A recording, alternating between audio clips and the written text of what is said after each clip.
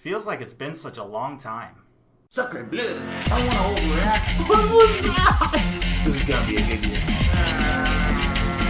Not too shabby. The best game ever.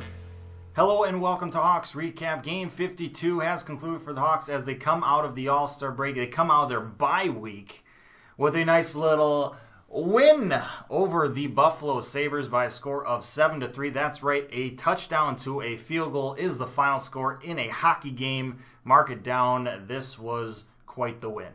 First and foremost, there's been quite a bit of time between this game and game 51 for the Hawks, and therefore some things have happened that we haven't really covered yet. So let's talk about them. First and foremost, the All-Star break, the All-Star game. Patrick Kane, the lone Blackhawk, being represented. Patrick Kane almost winning the puck handling challenge. Had the best time until Johnny Gaudreau snatched it away from him at the last second. Darn you, Johnny. It's all in fun, though. It's all good fun, all for entertainment. But Patrick Kane had a good All-Star game. He had a couple goals, couple assists. Central Division winning their first game ever in this 3-on-3 format. They obviously lost to the Metropolitan in the championship game, but a good showing from the Thunderdome division. Kendall Coyne, oh my goodness, kicked butt in the fastest skater competition, then went on and did a whole announcing thing with NBC Sports. That was really cool to see. Megan Dugan doing her thing at the accuracy shooting, just blowing away. It was cool to see the women show up and perform like we know they can. They're very talented hockey players, that's for sure, absolutely. And then a couple other things happened during the All-Star break or bye week. You have Artemi Panarin's agent coming out and saying that they won't be discussing contract negotiations until July 1st, until free agency. That really isn't anything new, though. They've been saying that since the beginning of the year. But considering that the Blue Jackets are kind of in a playoff push and they're looking like they're going to be also losing Bobrovsky and Panarin to free agency, it's kind of sparking, what should they do with the trade deadline coming up? Should they trade them or whatever? And obviously with the Hawks, we'd love to get them back in free agency, but that's a ways away. That's a ways away. The Hawks aren't going to be doing, any trade for them, that's for sure. Or at least they shouldn't be. Stan Bowman? No. Don't think about it. Let's focus on July 1st for that. And last but not least, we have Henri Jokiharju getting sent down to the AHL. Surprising some and maybe disappointing to some. But if you think about it, not really a bad move. Not really a bad move at all. We know that Jokiharju is going to be a big part of our future. We know that. But right now, this year, with where we are in the standings, with the trade deadline coming up, Gustav Forsling coming off IR, we need to get guys playing, showing off assets that we may have in terms of whether we use them to make a trade. And with that happening, that would just mean Jokiharju would be sitting on the bench or up in the press box as a healthy scratch and not playing. And we don't really want that. We want him playing. We want him getting ice time. So let's send him to the AHL. Let's keep him playing during this time period. He very well could come back, after the trade deadline if we make a move or two. This isn't like a permanent thing. Just for the time being, we're sending him down. Keep him getting ice time.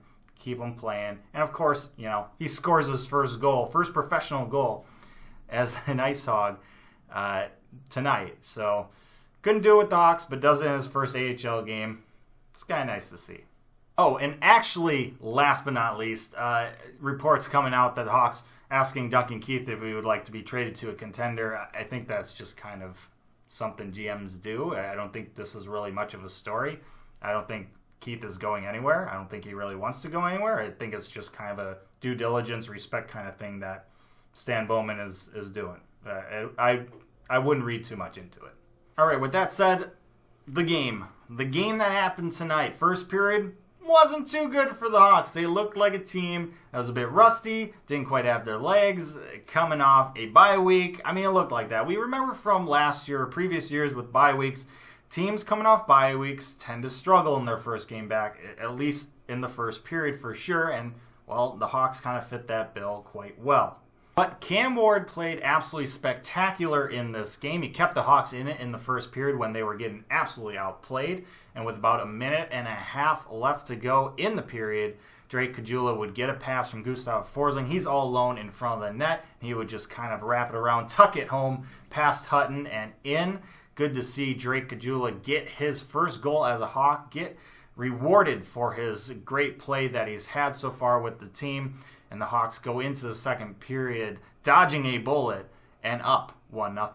The Hawks would have a much better second period in this one, kind of using momentum from the Caggiula goal. 50 seconds in, Sabres turn the puck over at the offensive blue line. Gustafsson picks it up, stretch pass up to Kane. He's on kind of a semi-breakaway. He just blows it by Hutton short side. Showtime for sure. Hawks up 2-0. 5 minutes into the second period, Duncan Keith picks up the puck at center ice. He takes it in 2-on-1 with DeBrincat. Kind of think maybe he would pass it to DeBrincat. I mean, a pure scorer there. But no, he shoots the puck, and then he drives the net, gets the rebound, scores. Very reminiscent of the game-winning goal in the 2015 Game 6 Stanley Cup clinching game for the Hawks against the Lightning. Just great memories. Great memories. Hawks up 3-0. Also of note, Duncan Keith officially doubling his goal total from last year. No big deal.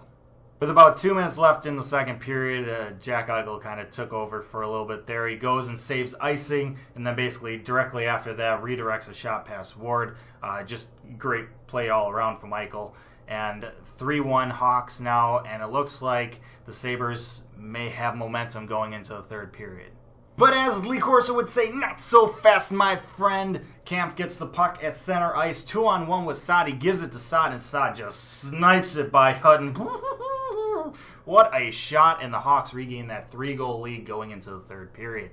The Sabres would change goalies at the start of the third period, replace Hutton with Ullmark, and it looked like it had the desired effect because the Sabres came out firing. For that first half of that third period, they had momentum. They scored 2 goals. It's a 4-3 game now, and this is getting a bit scary for the Hawks.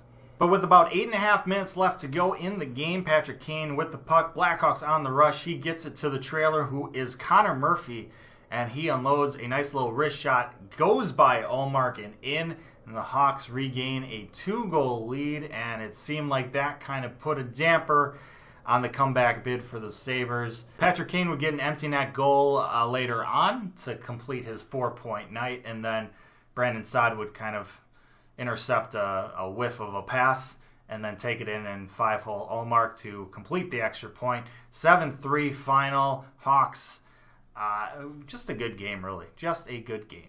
Couple things to note. Patrick Kane, first goal of the game was his 900th career point in the NHL. That's a nice little milestone for the future Hall of Famer. Also, 10-game point streak for him. 25 points in those 10 games. That's pretty good, if I do say so myself. Also, Brandon Saad playing his 500th career NHL game in this one, and he scores twice. It's a nice little way to celebrate that.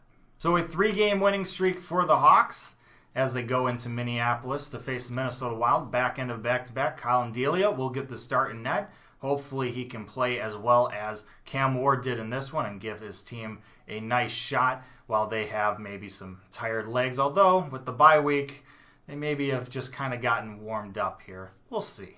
Thanks for watching this episode of Hawks Recap. I hope you enjoyed it. Let me know your thoughts down in the comment section below. Like, share, and subscribe. I appreciate that as always. But most importantly, stay safe, make good decisions.